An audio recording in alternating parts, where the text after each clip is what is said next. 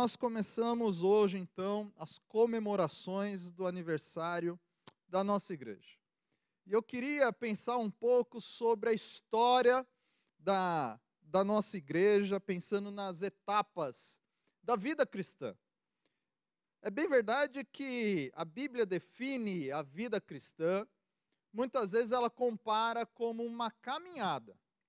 Lá Gênesis 5, 22 vai falar, 6, 9, 2 Coríntios 6, 16, Apocalipse 3, 4, vai comparar essa nossa vida como uma caminhada. E eu não sei se vocês já tiveram o privilégio ou a oportunidade de fazer uma boa caminhada. A Marli e a Amanda recentemente fizeram uma boa caminhada, né? Às vezes você encontra uma descidinha gostosa, uma planície, mas às vezes tem subida. Às vezes na caminhada o sol está gostoso, com uma brisa suave, mas às vezes o vento é forte, às vezes você encontra chuva, às vezes o terreno por onde você está andando é aplainado, liso, e às vezes ele é repleto de pedregulhos.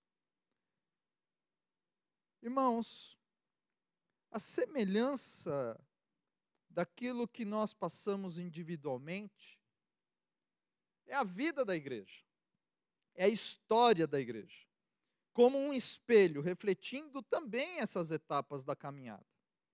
E olhando para a história dessa nossa igreja, fazendo essa mesma comparação, nós podemos entender e identificar algumas etapas precisas, específicas nela. E para isso, eu queria que você meditasse comigo hoje, no primeiro livro de Reis, capítulo 17, onde nós vamos analisar as etapas da vida de Elias, do profeta Elias, e comparar elas com as etapas da vida da nossa igreja. 1 Reis, capítulo 17. E eu peço que depois de ler o versículo, você não feche a Bíblia, que nós vamos caminhar hoje pela Bíblia. 1 Reis 17.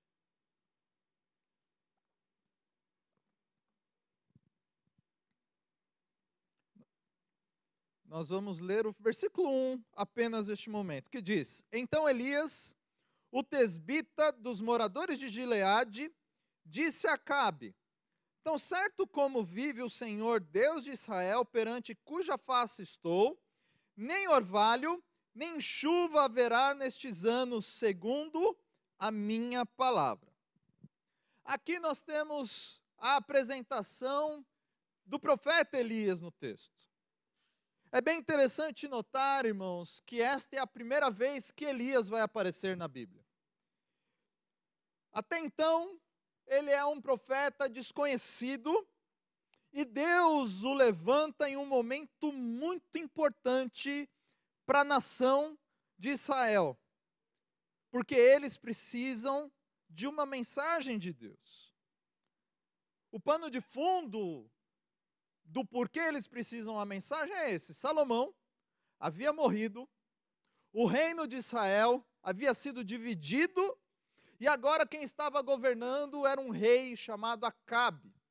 Ele com a sua esposa Jezabel era um casal perverso, e estavam instituindo então, com a sua perversidade, desvirtuando o povo com um culto a Baal. Eu não sei se você sabe, mas Baal era um deus fenício, e a palavra Baal significa Deus da tempestade e da fertilidade. Ou seja, irmãos, a nação de Israel, ela estava confiando num Deus falso e estava perdida, sem direção. E por estarem agora adorando ao Deus Baal, eles iriam sofrer o juízo de Deus, por quebrar a aliança com Deus. Lembra quando Deus aparece para Moisés? Lembra quando Deus aparece para Abraão, institui a aliança?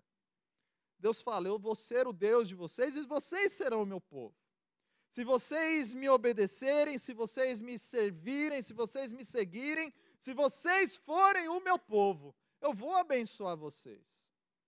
Só que o descumprimento desta aliança encarava as suas consequências. E a Bíblia diz em Deuteronômio 23, em Levítico 26, que por causa dessa desobediência, o Senhor transformaria o céu em bronze e a terra em ferro. Sabe o que isso quer dizer? Que o povo ia sofrer uma seca terrível. E por causa dessa seca, o povo iria passar fome. E por causa dessa fome, haveria morte. E é por isso que neste momento, Deus então levanta Elias. E ao contrário do que Baal quer dizer, você sabe o que significa Elias? Deus é meu Senhor. Deus levanta Elias para trazer a sua mensagem, para trazer luz em meio às trevas, para trazer o povo de volta ao Senhor. Irmãos, essa é a primeira grande missão de Elias. É ser um mensageiro de Deus para aquele povo perdido. E olhando para nós, Primeira Igreja Batista do Bairro Assunção, nós vemos que esta é a nossa grande missão. É trazer a mensagem de Deus, é trazer luz em meio às trevas. Deus plantou a nossa igreja aqui no Bairro Assunção para trazer a sua mensagem, para trazer luz aos povos. Por isso eu posso dizer que é tempo de nós erguermos o nosso estandarte do Evangelho e anunciarmos as boas obras do Cordeiro, seja de casa em casa, nos cultos nos lares, nos PGs, pelo WhatsApp, pelo Facebook, pelas redes sociais. Não importa onde. Mas assim como Elias, que até então era desconhecido, um homem simples, se levantou diante do rei para dizer que Deus, ele sim era o rei e senhor de Israel, para ser um mensageiro. Nós também somos chamados como igreja para ser a mensageira de Deus na terra. A segunda etapa da vida de Elias, nós vamos ver que é quando ele vai para Querite. E lá ele é quebrantado por Deus. Olhe comigo, versículo 2 ao versículo 6. Veio-lhe a palavra do Senhor dizendo, retira-te daqui, vai para o lado ocidental e esconde-te junto à torrente de Querite, fronteira ao Jordão. Beberás da torrente, e eu ordenarei aos corvos que ali mesmo te sustentem. Foi e fez segundo a palavra do Senhor. Retirou-se e habitou junto à torrente de Querite, fronteira do Jordão. Os corvos lhe traziam pela manhã pão e carne, como também pão e carne ao anoitecer, e bebia da torrente. Nós vemos, irmãos, que Elias obedece com fé a Deus e se retira então para a torrente de Queribe. Mas aqui há algumas considerações que eu quero mostrar para vocês. Primeiro, Elias, ele vai aprender talvez uma das maiores e das mais preciosas lições da vida cristã, que é confiar em Deus.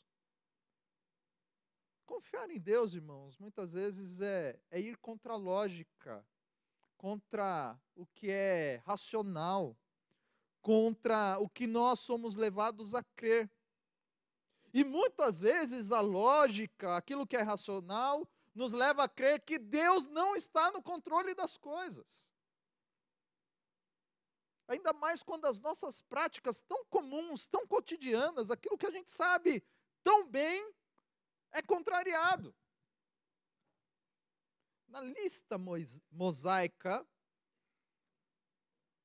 lá de Levítico 11, nós temos a indicação de alguns animais. Mulheres que estiveram aqui na escola dominical, presta atenção. Isso tem bem a ver com o que a gente conversou hoje. Existem alguns animais que ali são tratados como impuros, alimentos que são proibidos. E o corvo, ele é considerado ali como imundo e abominável. Só que Deus vai usar este animal para prover pão, carne para Elias. Havia fome e seca. Elias profetizou, mas Deus proveu água dia e noite no ribeiro para Elias. Ou seja, irmãos, aquele cenário geral de desfavorável, aquela metodologia que Deus usa, vai talvez contra os princípios naturais, contra os princípios humanos. E é nessa hora que Elias é posto a confiar em Deus. Se está havendo seca, Deus vai me trazer água, vai prover a água. Se está havendo fome, o corvo vai alimentar. Nós precisamos confiar em Deus, como Elias confiou. Mas há um segundo processo. E esse processo aqui, ele é doloroso. Quando você está passando por uma dificuldade, quando você está no meio de uma batalha, sabe aquele momento de angústia, de provação? Você tem alguém para se abrir? É tão bom a gente poder aliviar um pouco a carga, não é verdade? Compartilhar. Ter alguém para desabafar. Elias, ele era um profeta. Mas agora, ele está sozinho. Literalmente sem ninguém. Num lugar escondido. É estranho pensar num profeta sem um povo para profetizar. Há um tempo atrás, eu fiz uma entrevista com uma pessoa e ela tinha colocado no currículo dela que ela era gerente de um estabelecimento. E eu fui querer saber um pouco do histórico dela, saber um pouco do dia a dia dela, como ela trabalhava. E aí eu fiz uma pergunta para ele: e quantos funcionários tinha? Não, era só eu. Peraí, não entendi. Você era gerente de você mesmo? Brincadeiras, irmãos. Gerente de ninguém não dá, né? E profeta sem ninguém? Talvez, no âmago de Elias, isso também era um peso, era uma dor. Porque ele sabia o que Deus queria da vida dele e agora ele estava retirado sem ninguém. O que é um professor sem um aluno? O que é um mestre sem um discípulo? O que é um pastor sem ovelha? Este era um golpe duro na vida de Elias. Às vezes, irmãos, a ausência de ministério para aquele que tem um chamado é um dos momentos mais delicados, mais dolorosos na vida da pessoa. Eu hoje de manhã conversava um pouco com o pastor Antônio Paulo, lembrando de uma frase que ele disse aqui do púlpito, de uma oração que recorrentemente ele faz, que Deus pode tirar a sua coordenação das pernas, deixar numa cama, não que a gente queira isso, tá, pastorzão? Que Deus pode inabilitar a sua voz, mas que Deus não permita que tire a consciência e a habilidade de escrever, de se comunicar, pelo menos com uma caneta. Que assim como Deus pode usar ele, que assim Deus permita que ele possa ser usado mais uma vez. Irmãos, Elias está sozinho. E quando nós estamos sozinhos, quando nós estamos nos sentindo sozinhos, é importante a gente lembrar de uma coisa: nós nunca estamos sós. Nós estamos sempre com Deus. Deus sempre está conosco. Nesses desertos da vida, Deus conforta, Deus ensina, Deus nos mostra como confiar nele, Deus nos quebranta. E Elias, naquele dia, estava sendo quebrantado por Deus. Ao longo da história da nossa igreja, nós podemos ver que Deus também já nos quebrantou aqui. Podemos ver como Deus nos ensinou. Podemos ver como Deus nos sustentou. Às vezes até de maneira ilógica, mas Ele sempre esteve junto a nós, nos sustentando com as suas próprias mãos. Louvado seja Deus por isso. A terceira etapa da vida de Elias é quando ele vai para Sarepta, e lá é lapidado por Deus. Olhem comigo do versículo 8, que diz: Então veio a palavra do Senhor dizendo: Dispõe-te e vai a Sarepta, que pertence a Sidom, e demora-te ali onde ordenei a uma mulher viúva que lhe dê comida. Irmãos, eu não sei se você sabe, mas quando Elias profetiza seca, a partir daquele momento em diante, sua cabeça está a prêmio. Acabe e Jezabel, não é que não quer ver ele pintado de ouro, eles querem ver ele sem a cabeça mesmo. Revoltosos. Porque, ao profetizar a seca, não está sendo apenas uma afronta pessoal contra eles, mas está sendo a afronta contra o Deus que eles instituíram. Afinal de contas, como que pode o Deus de Israel secar ou então vencer o Deus da tempestade, das chuvas, das torrentes? E aquilo cria neles uma raiva, um ódio. E quando nós olhamos aqui que Deus manda Elias a Sarepta, que pertence a Sidom, a gente precisa entender pelo menos três coisas. Primeiro, Sidom é a cidade natal de Jezabel.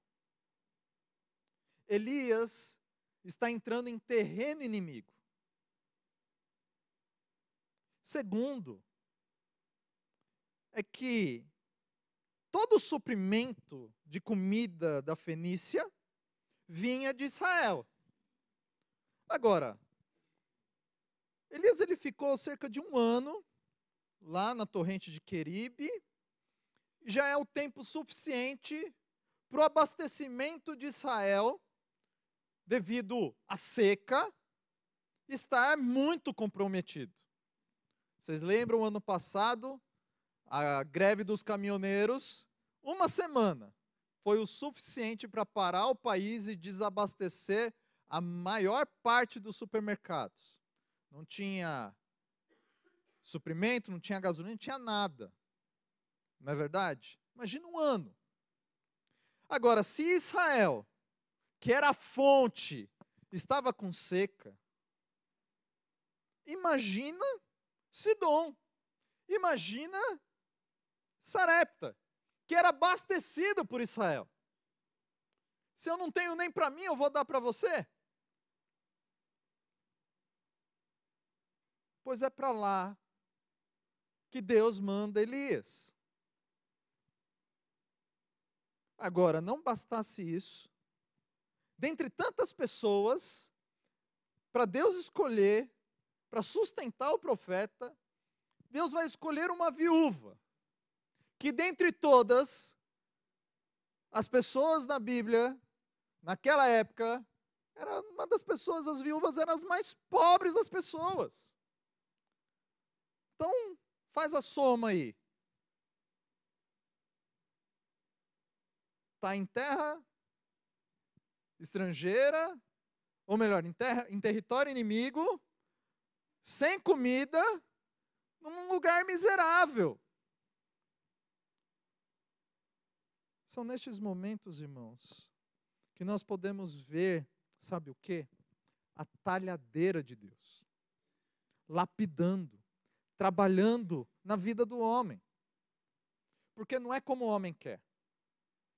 não é da maneira, não é do jeito, não é no tempo, não é como a gente acha que deve ser. É como Deus quer. Ah, seria tão bom se os nossos sonhos todos se tornassem realidade do jeitinho que a gente quer, não é verdade? Mas nem sempre Deus faz da nossa maneira. Pelo contrário, Deus tem o jeito dele, a maneira dele, o tempo dele de trabalhar. Agora, superado talvez esse drama do sustento, vem um choque. Olhe comigo o que diz os versículos 17 em diante. Depois disso, adoeceu o filho da mulher da dona da casa. Elias foi para a casa dessa viúva, ela tinha um filho, eles ficaram ali algum tempo, vocês conhecem a história anterior, que Deus, através de Elias, multiplica a farinha e o azeite.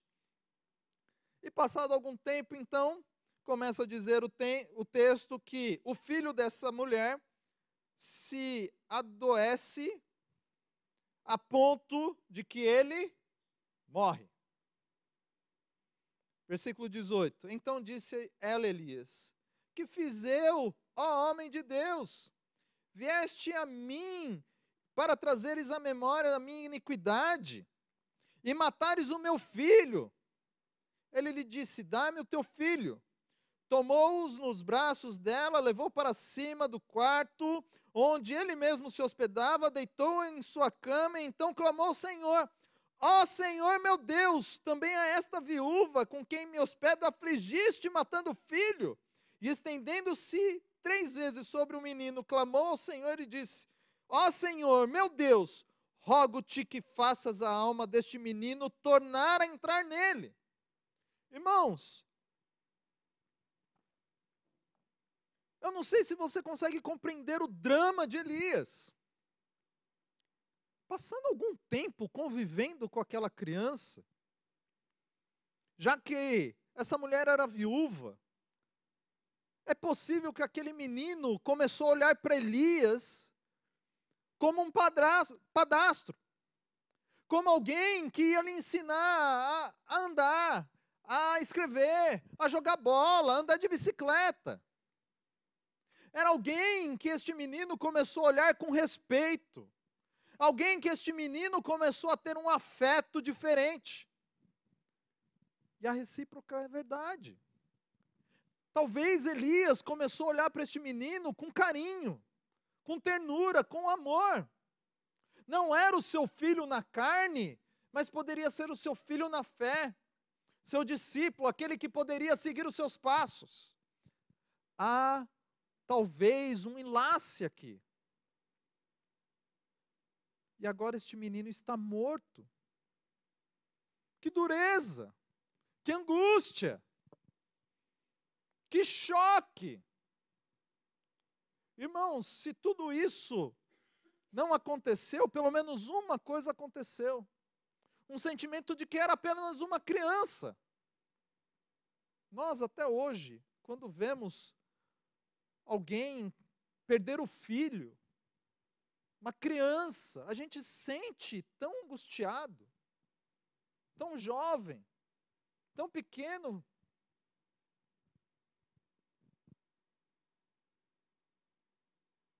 Deus havia ensinado muita coisa para Elias até o momento.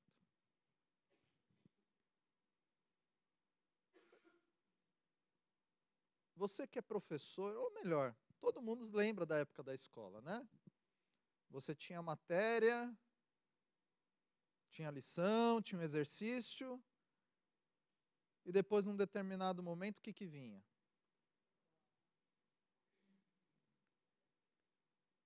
Se Deus ensinou a confiar, se Deus ensinou quem ele era para Elias, talvez essa aqui era a prova, para ver se a matéria foi bem fixada.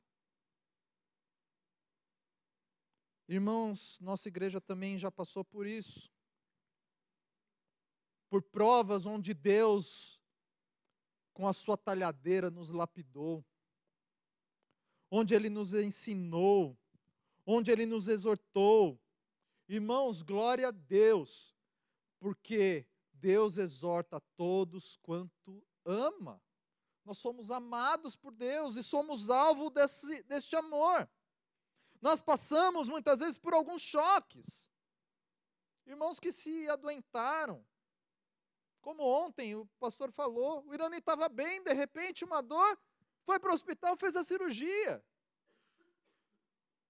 Às vezes um choque de um irmão que está entre nós, daqui a pouco foi chamado para a glória. Tantas outras provas. Mas tudo isso é como Deus quer que seja. Tudo isso faz parte do processo de lapidação das nossas vidas, da nossa igreja. A quarta etapa da vida de Elias é quando ele vai para o Monte Carmelo e lá ele é usado por Deus. Avance na sua Bíblia para o capítulo 18, a partir do versículo 37.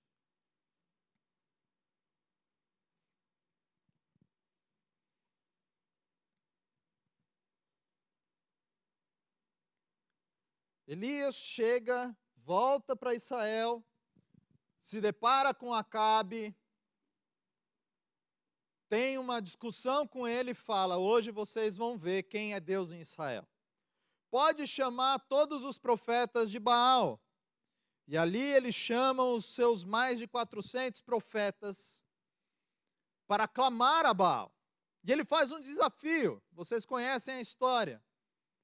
O Deus que consumir a oferta com fogo, este de fato é Deus verdadeiro. E Elias fala para os profetas: olha, só que eu vou dar uma vantagem para vocês fazem primeiro. Pode clamar aí, pode invocar o nome do seu Deus e eu vou invocar depois.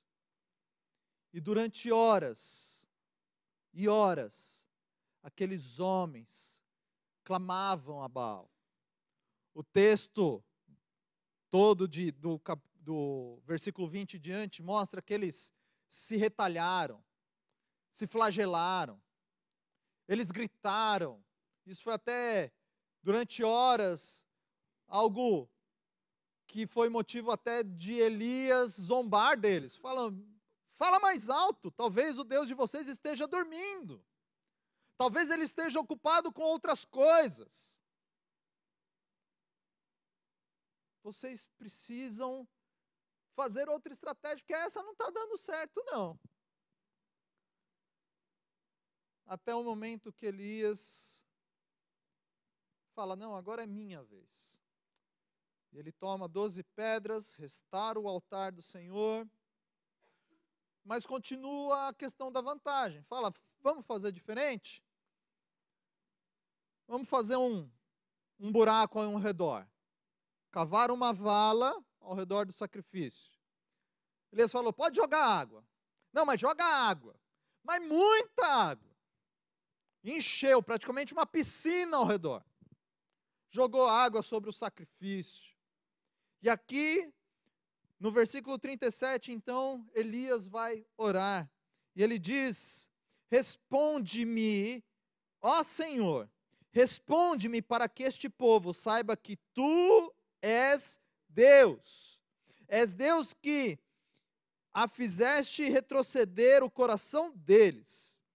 E então caiu o fogo do Senhor e consumiu o holocausto, e a lenha, e as pedras, e a terra, e ainda lambeu a água que estava no rego. O que vendo todo o povo caiu de rosto em terra e disse: o Senhor é Deus, o Senhor é Deus. Disse-lhes Elias: lançai mão dos profetas de Baal, que nenhum deles escape. Irmãos, Deus aqui mostra a sua glória. Deus aqui mostra que Ele é Deus. E louvado seja Deus, porque Ele tem mostrado para essa igreja que Ele é Deus vivo. Mas a questão aqui é que Elias, neste momento, está sendo usado poderosamente por Deus. Elias não estava fazendo este embate com os profetas apenas por causa do seu orgulho, apenas para mostrar para Acabe que ele estava errado. Elias não está fazendo isso por qualquer outra coisa, a não ser por fazer para o povo, pelo povo, para que eles se reconciliassem com Deus, para que Baal fosse deposto e Deus verdadeiramente reinasse na vida deles novamente. A igreja tem sido usado para a glória do nome de Deus. E eu sei, irmãos, que cada um aqui tem uma história especial com essa igreja. Algo que Deus usou esta igreja como instrumento na sua vida. Pessoas que foram libertas, pessoas que foram curadas, pessoas que foram alcançadas pela graça de Deus.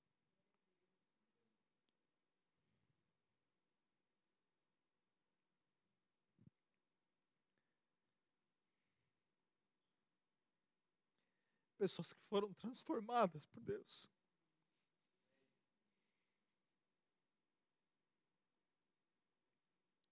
Eu olho para vocês e desejo, irmãos, que vocês continuem sendo instrumento na glória de Deus. Instrumentos que possam ser usados poderosamente nas mãos de Deus. E que através de nós, esta igreja, possa fazer muitas outras maravilhas. Elias foi usado para a glória de Deus. Essa igreja tem sido usado para a glória de Deus. A quinta etapa da vida de Elias é quando ele vai para a caverna. E lá ele é restaurado por Deus. Olhe comigo o capítulo 19, versículo de número 9.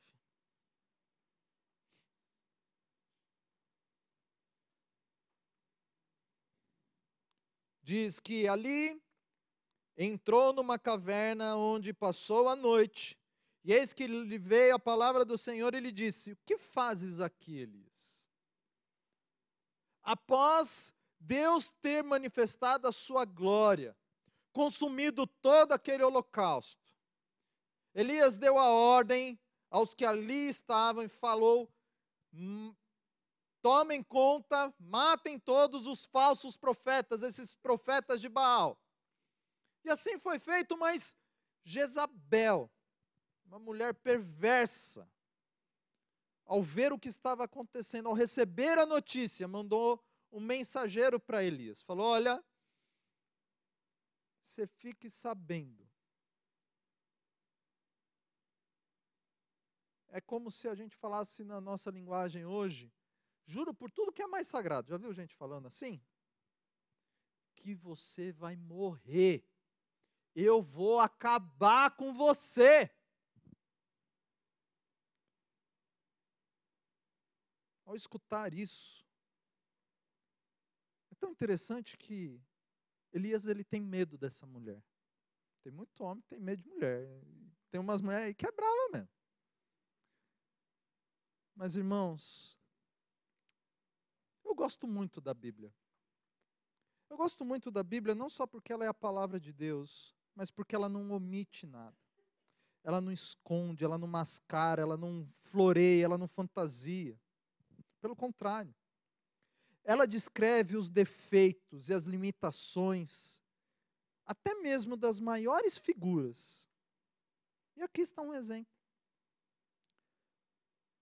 Tiago, capítulo 5, versículo 17, diz que Elias era homem como nós, semelhante a nós. E quando Tiago escreve essa passagem, eu não tenho dúvida de que ele está olhando para este momento na vida de Elias. Há momentos que ele estava no auge da sua vida, do seu ministério. E por causa de uma palavra, ele foi para o fundo do poço. Já se sentiu assim? Já passou por isso? Esses altos e baixos? Por isso que eu comecei dizendo que a gente vive nessa caminhada. Que parece que cada hora, rapidamente, o terreno muda, as circunstâncias mudam. É um sentimento de fazer tanto. Não sei se você já passou isso.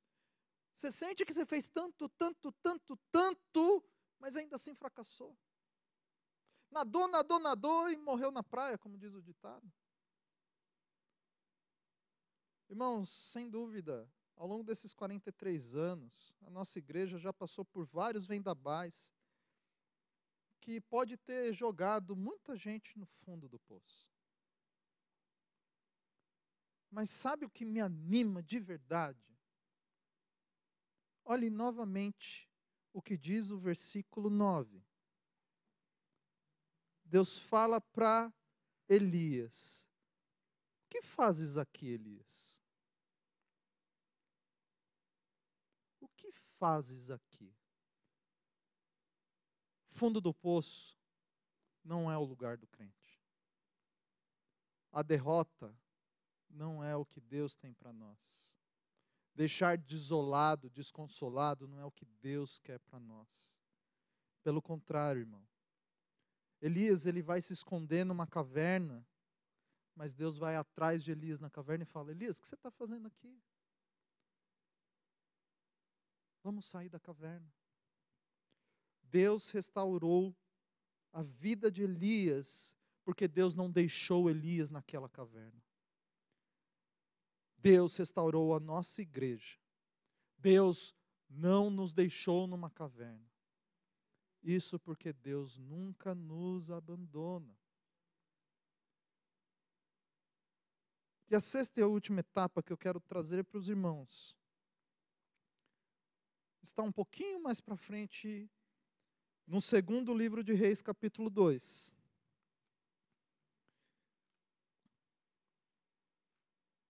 Eu quero ler 2 versículos com vocês, o versículo 5 e o versículo 11.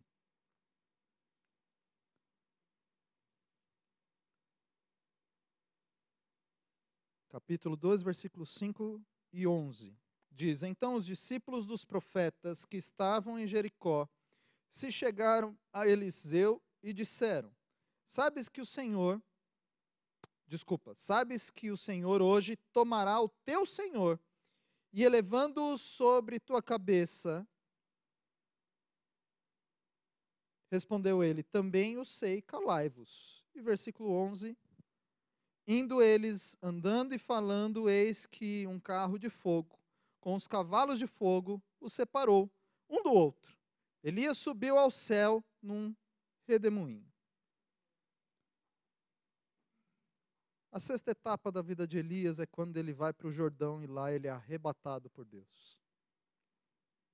Elias finalmente chega na glória do Senhor. Mas há 2 aspectos importantes nessa passagem. Primeiro, eu quero destacar com o que diz Hebreus, capítulo 11, não precisa abrir. Hebreus 11, versículo 5, diz que pela fé, Enoque foi trasladado para não ver a morte. Não foi achado por Deus, não foi achado porque Deus o trasladara. Pois, prestem atenção nisso, pois antes da sua trasladação, obteve testemunho de haver agradado a Deus. Irmãos, este arrebatamento a gente pode ver como um símbolo de alguém que agradou a Deus. O arrebatamento foi este sinal de que Elias agradou a Deus. E sabe, irmãos, você sabe como você pode agradar a Deus? Sabe como você pode demonstrar um sinal de que você está agradando a Deus? Através da comunhão. Salmo 133, versículo 1 diz: Quão bom e agradável é que os irmãos vivam em comunhão. E o versículo 3 fala que, através dessa comunhão, ali naquela comunhão, Deus determina a bênção. O versículo 5 que eu li para vocês mostra que o povo sabia, Eliseu sabia, que Elias ia ser arrebatado. E foram lá para Eliseu. Eliseu, você sabe que o Senhor vai arrebatar Elias. E ele fala, fiquem quietos, sai daqui. Sabe o que ele está querendo? Ele está querendo ter um momento com Elias. Ele está querendo aproveitar os seus últimos instantes com o seu amigo, com o seu companheiro. Gênesis 2, versículo 18, quando fala que não é bom que o homem esteja só, não é só para casal não, irmãos. Nós precisamos de pessoas para estar ao nosso lado. A Bíblia mostra grandes homens que tiveram pessoas para andar do seu lado. Moisés tinha Arão. Davi tinha Jonatas. Paulo teve Barnabé. Paulo teve a Silas, teve a Lucas, teve a Timóteo. Elias teve Eliseu. Nós não sabemos quando vai ser a nossa última hora ou a última hora do nosso amigo. A mensagem aqui é: nós precisamos aproveitar mais essa comunhão. Aproveitar mais esses momentos juntos. Porque quando nós estamos em comunhão, nós demonstramos a glória de Deus. Ali Deus determina a sua bênção. Ali nós temos um sinal de que estamos agradando a Deus. Eu acho tão interessante, finalizando, é pensar que Elias e Eliseu eram homens de gerações diferentes. Elias já um homem com a idade avançada até. Eliseu apenas um jovem. Elias toda uma vida ministerial vivida. Muitos milagres já vivido. Eliseu estava apenas começando o seu ministério. Apenas aprendendo. E ainda assim, Deus providenciou que esses diferentes andassem juntos. E eu glorifico a Deus, porque a nossa comunhão na igreja é assim. Temos jovens, adultos, crianças e senhores, todos debaixo desta comunhão. Que assim Deus possa se alegrar cada dia mais da nossa vida, da nossa igreja. Uma igreja que foi chamada para ser mensageira de Deus. Uma igreja que já foi quebrantada, mas isso para a glória de Deus, lapidada por Deus. Uma igreja que foi usada como instrumento poderoso por Deus, que foi restaurada por Deus, e que um dia será arrebatada por Ele, para a glória dEle. Amém?